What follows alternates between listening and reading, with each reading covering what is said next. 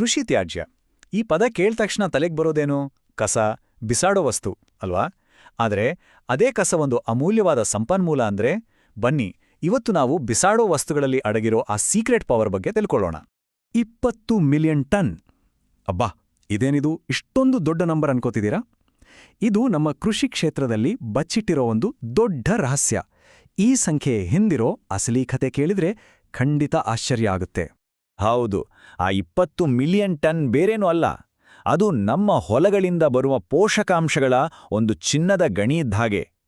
ನಾವು ವೇಸ್ಟ್ ಅಂತ ಬಿಸಾಡೋ ವಸ್ತು ಇದೆಯಲ್ಲ, ಅದು ನಿಜಕ್ಕೂ ನಮ್ಮ ಕೃಷಿಯ ದಿಕ್ಕನ್ನೇ ಬದಲಿಸೋ ತಾಕತ್ತಿರೋ ಒಂದು ದೊಡ್ಡ ಅವಕಾಶ.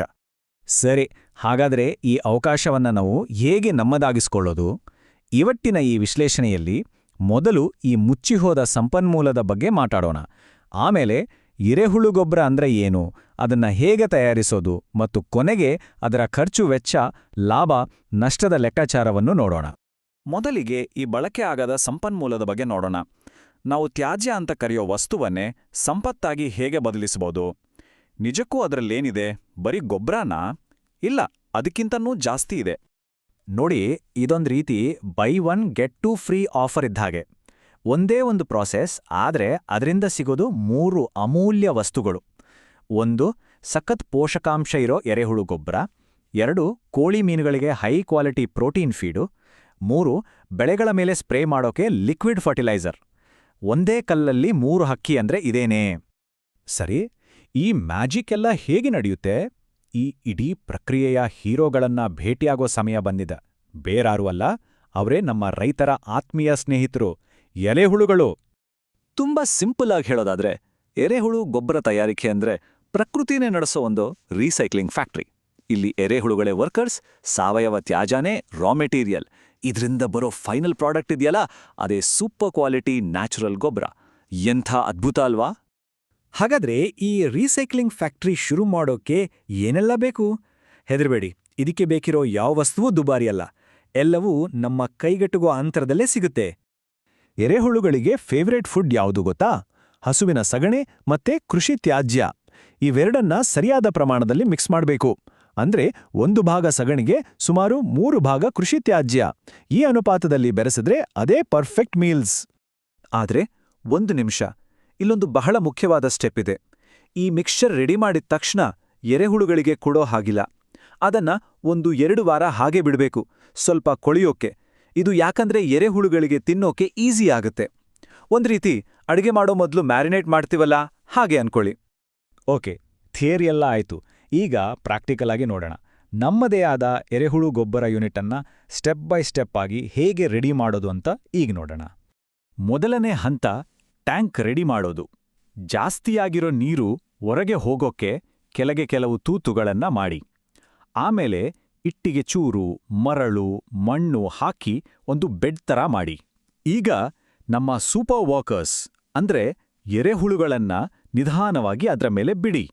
ಎರೆಹುಳುಗಳು ಹೊಸ ಮನೆಗೆ ಸೆಟ್ಟಾದ್ಮೇಲೆ ಅವುಗಳಿಗೆ ಊಟ ಬಡಿಸೋ ಟೈಮ್. ನಾವು ಮೊದಲೇ ರೆಡಿ ಮಾಡಿಟ್ಕೊಂಡಿದ್ವಲ್ಲ ಮಿಕ್ಸ್ಚರ್, ಅದನ್ನ 1.5 to 2 ಅಡಿ ದಪ್ಪಕ್ಕೆ ಹರಡಬೇಕು.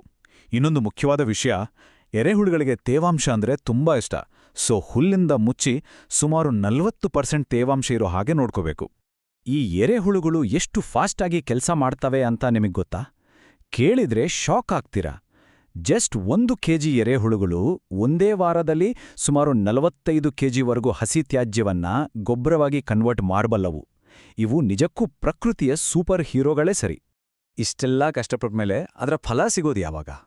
ಈ ಇಡೀ ಪ್ರೋಸೆಸ್ಗೆ ಎಷ್ಟು ಟೈಮ್ ಬೇಕು? ಮತ್ತೆ ನಮ್ಮ ಶ್ರಮಕ್ಕೆ ಸಿಕ್ಕ ಆ ಗೊಬ್ಬರವನ್ನ ಯಾವಾಗ ಹೇಗೆ ಕಲೆಕ್ಟ್ ಮಾಡೋದು? ಬನ್ನಿ ತಿಳಿಯೋಣ. ತಾಳಿದವನು ಬಾಳಿಯಾನು ಅನ್ನೋ ಹಾಗೆ ಸ್ವಲ್ಪ ತಾಳ್ಮೆ ಬೇಕು. ಸುಮಾರು 3 ತಿಂಗಳಲ್ಲೇ ನಿಮ್ಮ ಮೊದಲ ಫಸಲು ರೆಡಿಯಾಗುತ್ತೆ. ಅಂದ್ರೆ ಒಂದೇ ಒಂದು ಟ್ಯಾಂಕ್ನಿಂದ ವರ್ಷಕ್ಕೆ 4 to 5 ಸಾರಿ ನೀವು ಗೊಬ್ಬರವನ್ನ ಹಾರ್ವೆಸ್ಟ್ ಮಾಡಬಹುದು. ಪ್ರೊಡಕ್ಷನ್ ಲೆಕ್ಕಕ್ಕೆ ಬರೋಣ.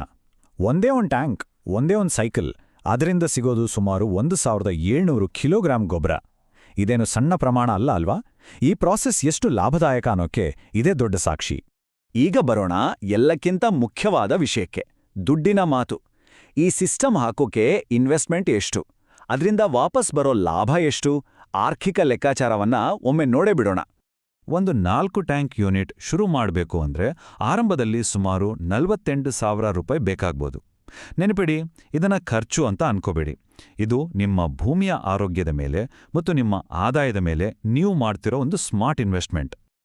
ಸರಿ, ಈ ಒಂದ್ಸಲದ ಇನ್ವೆಸ್ಟ್ಮೆಂಟಿಂದ ಏನೆಲ್ಲ ಸಿಗತ್ತೆ? ಬರೀ ಗೊಬ್ಬರ ಅಷ್ಟೇನಾ? ಖಂಡಿತ ಇಲ್ಲ. ನಿಮ್ಗ್ ಸಿಗೋದು ವರ್ಷ ಪೂರ್ತಿ ಹೈ ಕ್ವಾಲಿಟಿ ಗೊಬ್ಬರ, ನಿಮ್ ಬಿಸ್ನೆಸ್ ದೊಡ್ಡದು ಮಾಡಕ್ಕೆ ಅಥವಾ ಮಾರಾಟ ಮಾಡಕ್ಕೆ ಎಕ್ಸ್ಟ್ರಾ ಎರೆಹುಳುಗಳು, ಜೊತೆಗೆ ವರ್ಮಿ ಪ್ರೋಟೀನ್ ಮತ್ತು ವರ್ಮಿ ವಾಶ್ ತರದ ಬೇರೆ ಪ್ರಾಡಕ್ಟ್ಸ್ ಕೂಡ. ಅಂದ್ರೆ ಇದು ನಿರಂತರ ಆದಾಯ ತಂದ್ಕೊಡೋ ಒಂದು ಸೋರ್ಸ್. ಹಾಗಾದ್ರೆ ಇಷ್ಟೆಲ್ಲ ನೋಡಿದ್ಮೇಲೆ ಕೊನೆಗೊಂದು ಪ್ರಶ್ನೆ ಮೂಡುತ್ತೆ. ನಾವು ಕಸ ಅಂತ, ತ್ಯಾಜ್ಯ ಅಂತ ಕರೆಯೋ ವಸ್ತು ನಿಜವಾಗ್ಲೂ ವೇಸ್ಟಾ? ಅಥವಾ ನಾವು ಅದರ ನಿಜವಾದ ಬಳಕೆಯನ್ನ ಇನ್ನೂ ಅರ್ಥ ಮಾಡ್ಕೊಂಡಿಲ್ಲ ಅಷ್ಟೇನಾ? ಅದೊಂದು ಮುಚ್ಚಿಹೋದ ಸಂಪನ್ಮೂಲ ಇರ್ಬೋದಾ? ಸ್ವಲ್ಪ ಯೋಚನೆ ಮಾಡಿ.